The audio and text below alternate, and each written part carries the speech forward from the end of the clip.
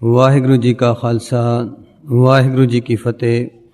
ਸਾਡੇ ਹੇਠਲੇ ਮਨ ਵਿੱਚੋਂ ਕੋਈ ਵਾਸ਼ਨਾ ਦਾ ਫੁਰਨਾ ਫੁਰਦਾ ਹੈ ਤੇ ਸਾਨੂੰ ਨੀਵੇਂ ਕਰਮ ਲਈ ਪ੍ਰੇਰਦਾ ਹੈ, ਤਾਂ ਸਾਡੀ ਆਤਮਾ ਕਹਿੰਦੀ ਹੈ ਇਹ ਠੀਕ ਨਹੀਂ, ਗੁਰੂ ਆਸ਼ੇ ਅਨੁਸਾਰ ਨਹੀਂ। ਬੁੱਧੀ ਵੀ ਕਹਿੰਦੀ ਹੈ ਠੀਕ ਨਹੀਂ, ਉੱਪਰਲਾ ਮਨ ਵੀ ਕਹਿੰਦਾ ਹੈ ਠੀਕ ਨਹੀਂ, ਪਰ ਫਿਰ ਵੀ ਅਸੀਂ ਉਹ ਕਰਮ ਕਰ ਬੈਠਦੇ ਹਾਂ ਤੇ ਆਪਣੇ ਸਾਰੇ ਕਰਮ ਧਰਮ ਜ਼ਾਇਆ ਕਰ ਬੈਠਦੇ ਹਾਂ। ਇਹ ਹੇਠਲਾ ਮਨ ਜਿਸ ਨੂੰ ਅੰਤਸ਼ਕਰਨ ਕਿਹਾ ਗਿਆ ਹੈ, ਇਹ ਪਰਮਾਰਥ ਦੇ ਪਾਉਂਦਿਆਂ ਲਈ ਬੜੀ ਵੱਡੀ ਸਮੱਸਿਆ ਹੈ। ਇਹ ਕਿਵੇਂ ਬਣਿਆ, ਕਿਵੇਂ ਬਲਵਾਨ ਹੁੰਦਾ ਹੈ ਅਤੇ ਕਿਵੇਂ ਇਸ ਤੋਂ ਛੁਟਕਾਰਾ ਪਾਇਆ ਜਾ ਸਕਦਾ ਹੈ। ਇਸ ਤੋਂ ਅਗਲੀ ਜਿਹੜੀ ਬਹੁਤ ਪ੍ਰਬਲ ਹੈ ਅੰਤਸ਼ਕਰਨ ਦੀ ਸੰਗਤ। ਪਿੱਛੇ ਦੱਸਿਆ ਜਾ ਚੁੱਕਿਆ ਹੈ ਕਿ ਜੋ ਖਿਆਲ ਸਾਡੇ ਮਨ ਵਿੱਚ ਮੁੜ ਮੁੜ ਦੁਹਰਾਏ ਜਾਂਦੇ ਹਨ, ਉਹ ਸਾਡੇ ਹੇਠਲੇ ਮਨ ਵਿੱਚ ਦ੍ਰਿੜ ਹੁੰਦੇ ਜਾਂਦੇ ਹਨ। ਲਗਾਤਾਰ ਅਭਿਆਸ ਦੁਆਰਾ ਇਹ ਦ੍ਰਿੜ ਹੋਏ ਖਿਆਲ ਸਾਡੇ ਅੰਤਸ਼ਕਰਨ ਵਿੱਚ ਧਸ ਵਸ ਰਸ ਕੇ ਸਮਾ ਜਾਂਦੇ ਹਨ ਅਤੇ ਸ਼ਕਤੀਮਾਨ ਹੋ ਕੇ ਪ੍ਰਬਲ ਹਸਤੀ ਜਾਂ ਸ਼ਖਸੀਅਤ ਬਣ ਜਾਂਦੀ ਹੈ। ਤੇ ਜਦੋਂ ਸਾਡਾ ਮਨ ਬਾਹਰਲੇ ਓਪਰੇ ਰੁਝੇਵਿਆਂ ਤੋਂ ਵਿਹਲਾ ਹੁੰਦਾ ਹੈ ਜਾਂ ਕਿਸੇ ਬਾਹਰਲੀ ਉਕਸਾਹਟ ਦੀ ਚੁਆਤੀ ਲੱਗਦੀ ਹੈ, ਤਾਂ ਅੰਤਸ਼ਕਰਨ ਵਿੱਚ ਧਾਸੀ ਵਸੀ ਰਸੀ ਮਾਨਸਿਕ ਰੰਗਤ ਦੀ ਹਵਾੜ ਜਾਂ ਪ੍ਰਤੀਬਿੰਬ ਆਪ ਮੁਹਾਰੇ ਬਾਰ ਵੱਲ ਉਗੜ ਕੇ ਸਾਡੇ ਮਨ ਉੱਤੇ ਆਪਣਾ ਮਲੀਨ ਗਿਲਾਨੀ ਵਾਲਾ ਅਸਰ ਪਾਉਂਦਾ ਹੈ, ਜਿਸ ਨਾਲ ਸਾਡੇ ਮਨ ਦੀ ਮਲੀਨਤਾ ਵਿੱਚ ਹੋਰ ਵੀ ਵਾਧਾ ਹੁੰਦਾ ਹੈ। ਭਾਵੇਂ ਸਾਡਾ ਉੱਪਰਲਾ ਮਨ ਜਾਂ ਬੁੱਧੀ ਐਸੀ ਤੀਬਰ ਗੁਲਾਨੀ ਨੂੰ ਮਹਿਸੂਸ ਵੀ ਕਰੇ ਅਤੇ ਇਸ ਤੋਂ ਬਚਣਾ ਵੀ ਚਾਹੇ, ਤਾਂ ਵੀ ਇਹ ਆਪੋਂ ਘੜੀ ਹੋਈ ਗਿਲਾਨੀ ਦਾ ਜ਼ਹਿਰ ਬੁੱਕਲ ਵਿੱਚ ਪਾਲੇ ਹੋਏ ਸੱਪ ਵਾਂਗ ਸਾਡੇ ਮਨ ਤਨ ਚਿੱਤ ਉੱਤੇ ਵਾਰ ਅਥਵਾ ਹਮਲਾ ਕਰਦਾ ਰਹਿੰਦਾ ਹੈ, ਜਿਸ ਨਾਲ ਸਾਡਾ ਮਨ ਹੋਰ ਵੀ ਕਲਪਦਾ, ਸੜਦਾ, ਬਲਦਾ, ਕੁਲਝਦਾ, ਤੜਪਦਾ ਤੇ ਜ਼ਹਿਰੀਲਾ ਹੁੰਦਾ ਹੈ ਅਤੇ ਸਾਡਾ ਜੀਵਨ ਨਰਕਮਈ ਬਣ ਜਾਂਦਾ ਹੈ। ਕਿਹਾ ਜਾਂਦਾ ਹੈ ਕਿ ਬਾਹਰਲੇ ਦੁਸ਼ਮਣ ਤੋਂ ਬਚਣ ਲਈ ਤਾਂ ਕੋਈ ਉਪਰਾਲਾ ਹੋ ਸਕਦਾ ਹੈ, ਪਰ ਅੰਦਰਲੇ ਬੁੱਕਲ ਵਿੱਚ ਵਸਦੇ ਵੈਰੀ ਤੋਂ ਕੋਈ ਬਚਾਵ ਨਹੀਂ ਹੋ ਸਕਦਾ। ਐਸੇ ਅੰਦਰਲੇ ਗੁੱਜੇ ਖੂਫੀਆ ਭੇਦੀ ਵੈਰੀ ਮੌਕਾ ਤਾੜ ਕੇ ਅਚਾਨਕ ਡਾਢਾ ਹਮਲਾ ਕਰਦੇ ਹਨ, ਜਿਸ ਦੇ ਅਸਰ ਤੋਂ ਬਚਣਾ ਕਠਿਨ ਹੈ ਤੇ ਜਿਸ ਦਾ ਵਾਰ ਵੀ ਬਹੁਤ ਗਹਿਰਾ ਤੇ ਅਤਿਅੰਤ ਦੁਖਦਾਈ ਹੁੰਦਾ ਹੈ। ਮਨ ਕਾ ਸੁਭਾਅ ਮਨ ਵਿਆਪੀ, ਮਾਇਆ ਮਮਤਾ ਪਵੇ ਖਿਆਲੀ, ਜਮ ਪਰ ਫਾਸੇਗਾ ਜਮ ਜਾਲੀ। पापी हिया में काम बसाए, मन चंचल याते गयो न जाए। माई मन मेरो बसनाए, निस्बासर बिख्यन को तावत कै बिदरो को ताए। मिसाल दे तौर ते साडे अंतरगत माया रूपी सरपनी छापली रहंदी है।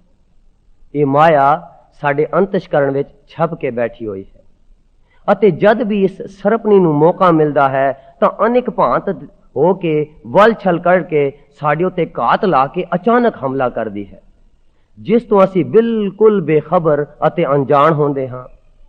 इसे कारण इस माया रूपी सरपनी दे हमले तो बचाव नहीं हो सकता। माया व्यापत बहु प्रकारी, ऐसी ठगोरी पाए भुलावै, मन सब कै लागी मीठी। माई माया छल ए ठगवारी बहुत कर गाल है। कबीर आई मुझे पे अनेक करे कर पेश। ये माया रूपी सपनी साडे अंतशकरण दे गहराइयां विच रहिंदी है, अंतशकरण दे पाताल विच रहिंदी है। ये अपने आप विच कोई बलवान नहीं है माया, पर इस नूं खुराक साडे मलीन ख्यालां दी मिलदी रहिंदी है।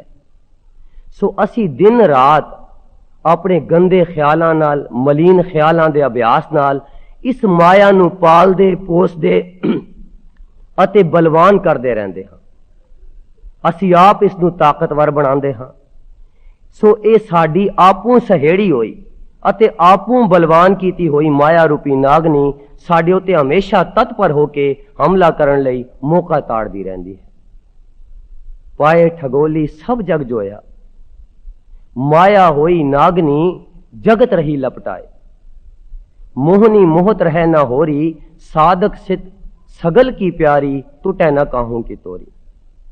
सो इस अंतशकरण विच गुज्जी शक्तिमान मायकी सरपनी दी ਸਦੀਵੀ ਕੁਸੰਗਤ ਹੋਰਨਾਂ ਸਾਰੀਆਂ ਕੁਸੰਗਤਾਂ ਨਾਲੋਂ ਜ਼ਿਆਦਾ ਮੋਹਲਕ ਅਤੇ ਖਤਰਨਾਕ ਹੈ। ਮਾਰ ਮਾਰ ਸਰਪਨੀ ਨਿਰਮਲ ਜਲ ਪੈਠੀ, ਜਿਨ ਤ੍ਰਿਭਵਨ ਡਸੀਅਲੇ ਗੁਰ ਪ੍ਰਸਾਦ ਦੀਠੀ। ਇਹ ਉੱਪਰਲੇ ਖਿਆਲਾਂ ਦੀ ਰੰਗਤ ਭਾਵੇਂ ਮਲੀਨ ਵੀ ਹੋਣ ਤਾਂ ਸਮਾਂ ਪਾ ਕੇ ਜਾਂ ਦੈਵੀ ਸੰਗਤ ਕਰਨ ਨਾਲ ਹਲਕੀ ਹੋ ਸਕਦੀ ਹੈ ਜਾਂ ਮਿਟ ਸਕਦੀ ਹੈ, ਪਰ ਸਾਡੇ ਮਨ ਦੀਆਂ ਡੂੰਘੀਆਂ ਤਹਿਾਂ ਅਥਵਾ ਅੰਤਸ਼ਕਰਣ ਵਿੱਚ ਧਸੀ ਵਸੀ ਹੋਈ ਰੰਗਤ ਤਾਂ ਜੀਵਨ ਰੂਪ ਅਥਵਾ ਸਾਡੀ ਸ਼ਖਸੀਅਤ ਹੀ ਬਣ ਜਾਂਦੀ ਹੈ, ਜਿਸ ਨੂੰ ਬਦਲਣਾ ਅਤ ਕਠਿਨ ਹੈ। ਨਾਮੁਮਕਿਨ ਨਹੀਂ, ਪਰ ਹੈ ਬਹੁਤ ਮੁਸ਼ਕਿਲ। ਇਸ ਤਰ੍ਹਾਂ ਅਸੀਂ ਅੰਤਸ਼ਕਰਣ ਦੀ ਮਲੀਨ ਰੰਗਤ ਦੀ ਕੁਸੰਗਤ ਦਿਨ ਰਾਤ ਕਰਦੇ ਰਹਿੰਦੇ ਹਾਂ, ਜਿਸ ਦਾ ਪ੍ਰਤੀਬਿੰਬ ਸਾਡੇ ਜੀਵਨ ਦੇ ਹਰ ਪੱਖ ਵਿੱਚ ਅਵਸ਼ ਪ੍ਰਗਟ ਹੁੰਦਾ ਹੈ ਅਤੇ ਅਸੀਂ ਬੇਵਸ ਹੋ ਕੇ ਮਜਬੂਰ ਹੋ ਕੇ ਉਸੇ ਪੁਰਾਣੀ ਰੰਗਤ ਦੀ ਰੋੜ ਵਿੱਚ ਰੁੜੇ ਜਾਂਦੇ ਹਾਂ। ਜਾਨ ਅਜਾਨ ਭਏ ਹਮ ਬਾਵਰ, ਸੋਚ ਅਸੋਚ ਦਿਵਸ ਜਾਈ, ਇੰਦਰੀ ਸਬਲ ਨਿਬਲ ਵਿਵੇਕ बुध, परमार्थ परवेश नहीं, नाथ कछु न जानो मन माया के हाथ बिकान। एक उदाहरण गोरखनाथ दा गुरु मचिंदरनाथ, जो कि जोगियां दा सिरताज सी, सब दा वड्डा सी ਅਤੇ ਰਿੱਧੀਆਂ ਸਿੱਧੀਆਂ ਵੀ ਉਸ ਨੂੰ ਪ੍ਰਾਪਤ ਸਨ, ਪਰ ਜਦੋਂ ਬਾਹਰਲੀ ਉਕਸਾਹਟ ਦੀ ਚੁਆਤੀ ਉਸ ਨੂੰ ਲੱਗੀ ਤਾਂ ਉਸ ਦੀ ਅੰਤਸ਼ਕਰਨ ਦੀ ਰੰਗਤ ਛਾਪਲੇ ਹੋਏ ਸੱਪ ਵਾਂਗ ਫੁੰਕਾਰੇ ਮਾਰਨ ਲੱਗੀ ਤੇ ਉਹ ਵਡੇਰੀ ਉਮਰ ਵਿੱਚ ਵੀ ਕਾਮੀ ਹੋ ਗਿਆ। ਇਹਨਾਂ ਜਪ ਤਪ ਕਰਨ ਦੇ ਬਾਵਜੂਦ, ਜਿਸ ਦੀ ਵਜ੍ਹਾ ਨਾਲ ਉਸ ਦੇ ਚੇਲੇ ਗੋਰਖਨਾਥ ਨੂੰ ਵੀ ਸਿਰ ਨੀਵਾਂ ਕਰਨਾ ਪਿਆ। ਗੋਰਖ ਜੋਗੀ ਜਾਗਦਾ, ਗੁਰ ਮਾਛੰਦਰ ਧਰੀ ਸੁਤਰੇਲਾ, ਗੋਰਖ ਜਤੀ ਸਦਾਏ ਦਾ ਤਿਸ ਗੁਰ ਘਰ ਬਾਰੀ। ਸੋ ਬਾਹਰਲੀ ਕੁਸੰਗਤ ਤੋਂ ਤਾਂ ਅਸੀਂ ਕਿਸੇ ਉਪਾਅ ਦੁਆਰਾ ਬਚ ਸਕਦੇ ਹਾਂ ਜਾਂ ਅਲੇਪ ਰਹਿ ਸਕਦੇ ਹਾਂ, ਪਰ ਅੰਤਸ਼ਕਰਨ ਦੀ ਰੰਗਤ ਦੀ ਕੁਸੰਗਤ ਤੋਂ ਬਚਣਾ ਨਾਮੁਮਕਿਨ ਹੈ, ਕਿਉਂਕਿ ਉਹ ਰੰਗਤ ਤਾਂ ਸਾਡੇ ਅੰਦਰ ਰਵ ਰਹੀ ਭਰਪੂਰ ਅਤੇ ਸਮਾਈ ਹੋਈ ਹੈ। ਬਿਖੈ ਬਿਖੈ ਕੀ ਬਾਸਨਾ ਤਜਿਐ न जाई, अनक जतन कर राखिए फिर लपटाई। देश छोड़ परदेस है ताया, पंच चंडाल नाल ले आया। सो इसे करके गुरबाणी विच माई की मलीन संगत तो बचण की ताड़ना की गई है। एक तो ये इलाज है अंतशकरण का कि इस विच होर माई की मलीन को संगत ना करिए, क्योंकि माई की को संगत करन नाल मलीन ख्यालां नाल वो साढ़े अंतशकरण में जिहड़ी माया है होर बलवान होंदी है। सो उसनूं बलवान ना करिए, इसलिए सब तो पहला मलीन माई की संगत तो बचना है। मेरे मन नाम बिना जो दूजे लागे, ते साकत नरजम कुटिए, ते साकत चोर जिना नाम विसारिया, मन तिनकै निकट न पिटिए। साकत संग न की जई प्यारे, जे का पार वसाए, जिस मिलिए हर विसरै प्यारे, सो मोह काले उठ जाए। साकत स्यो मुख जोरी है, अध विचों टूटे। कबीर मारो मारी मरो को संग की, केले निकट जो बेर, ओ चूलै ओ चीरिए, साकत संग न है। साकत संग न कीजिए, जानते होए बिना। सो जे असी अपने अंतशकरण नूं निर्मल करदे होए साड़ी कोई कालना अधूरी रह जाती है, सानू दोबारा जन्म लेना पैंदा है, तां उत्थे ये साड़ी कालना बिरथे नहीं जाती। इस गल नूं गुरमुख प्यारे ने इत्थे स्पष्ट कीता है कि जे किसी दा अंतशकरण पिछली कमाई अथवा साधन नाल निर्मल उच्चा सुच्चा दैवी होवे, पर हुण को संगत दे प्रभाव हेठ आरजी तौर ते दुराचारी ठग चोर ते डाकू बन भी जावे, तां भी किसी उच्चे सुच्चे जीवन वाले गुरमुख दी संगत नाल अंतशकरण दी दैवी रंगत मुड़ जाग पैंदी है, जो मलीन कर्मा तो होड़दी है अते ताड़ना देंदी है अथवा उत्तम दैवी जीवन वाल प्रेरदी है। पूरब कर्म अंकुर जब प्रगटे, पेटियो पुरख रसक बैरागी, मिटियो अंधेर मिलत हर नानक, जन्म जन्म की सोई जागी। इसे करके इतिहास विच बेअंत साखियां हन कि वड्डे वड्डे चोर डाकू दुराचारी भी उत्तम दैवी संगत द्वारा छेती उलट के उत्तम पुरखिया गुरमुख बन गए, जिवें कि भूमिया चोर, सज्जन ठग, वाल्मीकि डाकू आदि। गुरमुख होवे सो पलटिया हर राती साज सिगार। इन्हां सारियां भगतां दी पिछले जन्मां दी आत्मक कमाई द्वारा इन्हां दे अंतशकरण निर्मल अते दैवी सन, जो उन्हां दे नवें जन्म विच उन्हां दी गिरावट वेले सहाई होके उन्हां नूं बचा लिया अते मुड़ दैवी जीवन प्रदान होया। इसे लई सानू उच्ची सुची दैवी संगत करन दी प्रेरणा की गई है। भाई रे संत जना की रेण, संत सभा गुर पाईऐ मुकत पदारथ देन। खोज लहो हर संत जना संग समरंत पुरख मिलाए, नानक तिन मिलिया सुरजन सुखदाता सेवड़ पागी माए। साथ कै संग न बिरथा जावे। उपरली विचार तो ਇਹ ਸਿੱਟਾ ਨਿਕਲਦਾ ਹੈ ਕਿ ਸਾਨੂੰ ਆਪਣੇ ਖਿਆਲਾਂ ਨੂੰ ਨਿਰਖਣ ਅਤੇ ਪਰਖਣ ਦੀ ਅਤ ਲੋੜ ਹੈ। ਇਸ ਨਿਰਣੇ ਤੋਂ ਬਗੈਰ ਅਸੀਂ ਸਹਿਜ ਸੁਭਾਏ ਬੇਵਸ ਹੋ ਕੇ ਨੀਵੇਂ ਮਲੀਨ ਖਿਆਲਾਂ ਨੂੰ ਮੁੜ ਮੁੜ ਦੁਹਰਾ ਕੇ ਅਥਵਾ ਕੁਸੰਗਤ ਕਰਕੇ ਅੰਤਸ਼ਕਰਣ ਨੂੰ ਹੋਰ ਮਲੀਨ ਕਰੀ ਜਾਂਦੇ ਹਾਂ। ਇਸੇ ਅੰਤਸ਼ਕਰਣ ਦੀ ਮਲੀਨ ਰੰਗਤ ਦੇ ਕਾਰਨ ਇਸ ਜਨਮ ਵਿੱਚ ਨੀਵਾਂ ਜੀਵਨ ਬਤੀਤ ਕਰਦੇ ਹਾਂ ਅਤੇ ਅਗਲੇ ਜਨਮਾਂ ਵਿੱਚ ਵੀ ਨਰਕਮਈ ਜੀਵਨ ਦਾ ਸਾਧਨ ਬਣਾਉਂਦੇ ਹਾਂ। किरत के बादे पाप कमावे, किरत उना का मिटस नाए, कोई अपना बीजे आप खाए। इस दे उल्ट उच्चे सुचे दैवी भावनावां वाले ख्यालां दी संगत करन नाल साडा अंतशकरण शुद्ध निर्मल ਅਤੇ दैवी ਹੁੰਦਾ ਜਾਂਦਾ ਹੈ ਤੇ दैवी ਭਾਵਨਾਵਾਂ ਸਾਧ ਸੰਗਤ ਵਿੱਚ ਅਟੁੱਟ ਗੁਰ ਸ਼ਬਦ ਦੀ ਕਮਾਈ ਨਾਲ ਉਪਜਦੀਆਂ ਹਨ। ਸੋ ਅੰਤਸ਼ਕਰਨ ਨੂੰ ਮਿਟਾਉਣ ਦਾ ਤਰੀਕਾ ਗੁਰਮੁਖ ਪਿਆਰਿਆਂ ਨੇ ਦੱਸਿਆ ਹੈ ਕਿ ਇੱਕ ਤਾਂ ਮਲੀਨ ਕੋ ਸੰਗਤ ਨਹੀਂ ਕਰਨੀ, ਆਪਣੇ ਹਰ ਇੱਕ ਖਿਆਲ ਤੇ ਪਹਿਰਾ ਦੇਣਾ ਹੈ, ਕਿਉਂਕਿ ਮਲੀਨ ਖਿਆਲ ਨਾਲ ਸਾਡਾ ਅੰਤਸ਼ਕਰਨ ਹੋਰ ਬਲਵਾਨ ਹੁੰਦਾ ਹੈ। ਹਰ ਇੱਕ ਖਿਆਲ ਉੱਤੇ ਪਹਿਰਾ ਦੇਣਾ ਹੈ, ਇਸ ਲਈ ਅਸੀਂ ਕੋ ਸੰਗਤ ਤੋਂ ਬਚਣਾ ਹੈ। ਦੂਸਰਾ, ਸਾਧ ਸੰਗਤ ਵਿੱਚ ਗੁਰਸ਼ਬਦ ਦੀ ਅਟੁੱਟ ਕਮਾਈ ਕਰਨੀ ਹੈ। ਇਸ ਨਾਲ ਸਾਡੇ ਅੰਦਰ दैवी ਭਾਵਨਾਵਾਂ ਉਪਜਣਗੀਆਂ ਤੇ ਇਹਨਾਂ दैवी ਭਾਵਨਾਵਾਂ ਨਾਲ ਸਾਡਾ ਅੰਤਸ਼ਕਰਨ शुद्ध ਅਤੇ निर्मल ਹੁੰਦਾ ਜਾਵੇਗਾ। ਸੋ ਮਲੀਨ ਕੋ ਸੰਗਤ ਤੋਂ ਬਚਣਾ ਹੈ ਤੇ ਸਾਧ ਸੰਗਤ ਵਿੱਚ ਗੁਰਸ਼ਬਦ ਦੀ ਅਟੁੱਟ ਕਮਾਈ ਕਰਨੀ ਹੈ। ਇਹਨਾਂ ਨਾਲ ਸਿਰਫ ਅੰਤਸ਼ਕਰਨ ਦਾ ਇਲਾਜ ਹੀ ਨਹੀਂ ਹੋਏਗਾ, ਬਲਕਿ ਪੁਰਾਣੀ ਰੰਗਤ ਤੋਂ ਵੀ ਅਸੀਂ ਬਚ ਸਕਾਂਗੇ, ਕਿਉਂਕਿ ਅਸੀਂ ਪਿੱਛੇ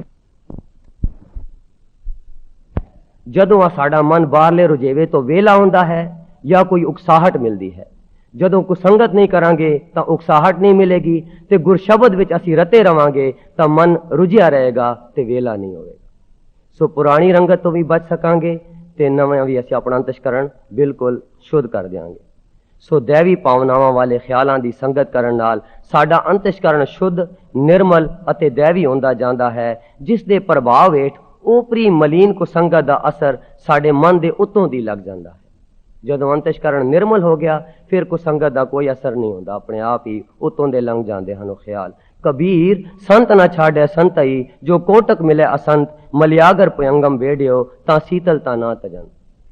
ਜਿਸ ਤਰ੍ਹਾਂ ਕੰਪਿਊਟਰ ਵਿੱਚ ਪਾਏ ਆਂਕੜੇ ਦੇ ਲਿਹਾਜ਼ ਨਾਲ ਅੰਤ ਦਾ ਨਤੀਜਾ ਨਿਕਲਣਾ ਲਾਜ਼ਮੀ ਹੈ, ਇਸੇ ਤਰ੍ਹਾਂ ਅੰਤਸ਼ਕਰਨ ਦੇ ਕੰਪਿਊਟਰ ਵਿੱਚ ਪਾਏ ਗਏ ਚੰਗੇ ਮਾੜੇ ਖਿਆਲਾਂ ਦੀ ਰੰਗਤ ਦਾ ਨਤੀਜਾ ਨਿਕਲਣਾ ਅਵਸ਼ ਹੈ।